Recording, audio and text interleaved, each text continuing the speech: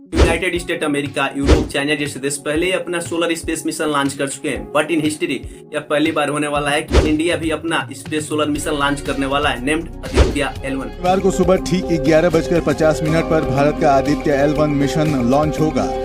आज के इस वीडियो में हम बात करेंगे कि आखिर आदित्य L1 मिशन लॉन्च क्यों किया जा रहा है, what is motive behind this, and सबसे बड़ी बात कि क्या ये जो स्पेस सोलर मिशन होते हैं या मून मिशन की तरह डायरेक्ट सन पर ही लैंड कराए जाते हैं, क्या है इसके पीछे की स्टोरी।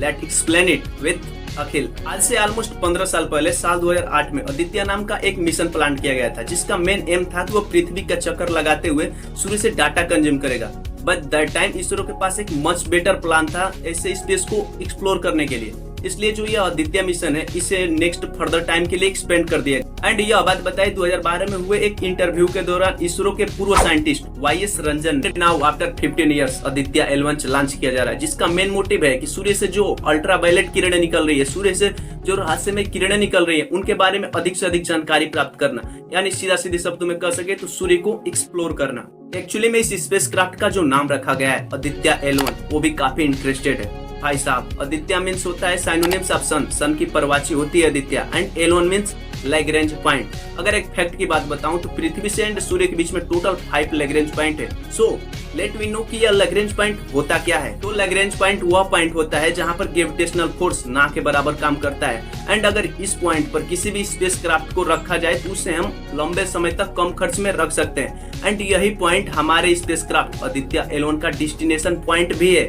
एंड अगर पृथ्वी से इस L1 की दूरी पता करें तो भाई साहब इसकी दूरी है 1.5 मिलियन किलोमीटर, जिसे पहुंचने में हमारे स्पेसक्राफ्ट को ऑलमोस्ट 4 महीने का समय लगने वाला है। एंड नाउ यह जानना भी काफी जरूरी है कि जब हमारा स्पेसक्राफ्ट आदित्य L1 अपने डेस्टिनेशन पॉइंट L1 तक पहुंच जाएगा तो कैसे सन की स्टडी करेगा।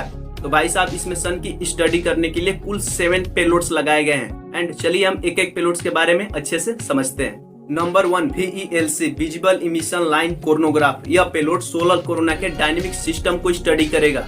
यह सोलर कोरोना क्या होता है। एक्चुअली में सोलर कोरोना सूर्य के वायुमंडल का बाहरी भाग होता है, जो उसके चमक के कारण हमें तो दिखाई नहीं देता है। बट एक इंटरेस्टिंग बात बताऊं, जो ये सोलर कोरोना होता है ना, इसका जो सरफेस का जो एटमोस्फेयर होता है यानी तापमान, भाई साहब इसके बीच के तापमान से काफी ज्यादा होता है। Number 2 SUIT suit solar ultraviolet imaging telescope. यह पेलोड्स अल्ट्रावायलेट यानी पराबैंगनी किरणों के पास सोलर फोटोस्फेयर एंड क्रोस्मोफेयर का एक इमेज लेता है, ताकि वह अल्ट्रावायलेट किरणों के पास से सूर्य विकिरण को माप सके।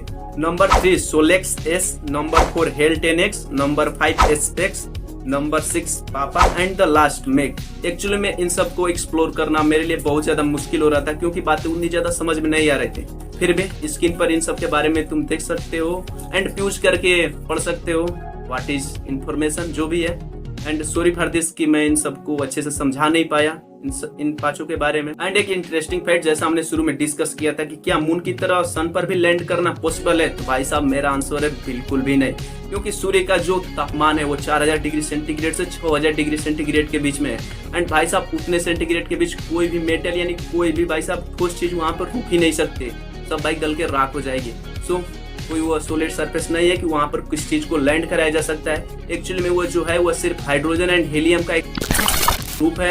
एनीवे वीडियो में इतना ही था। अगर वीडियो अच्छा लगे तो लाइक शेयर एंड सब्सक्राइब। मिलते हैं जल्दी नेक्स्ट वीडियो में। Thanks for watching, love you all and जय हिंद। एंड एक बात और कि what you think about Aditya L1 mission, अपनी राय कमेंट जरूर करना।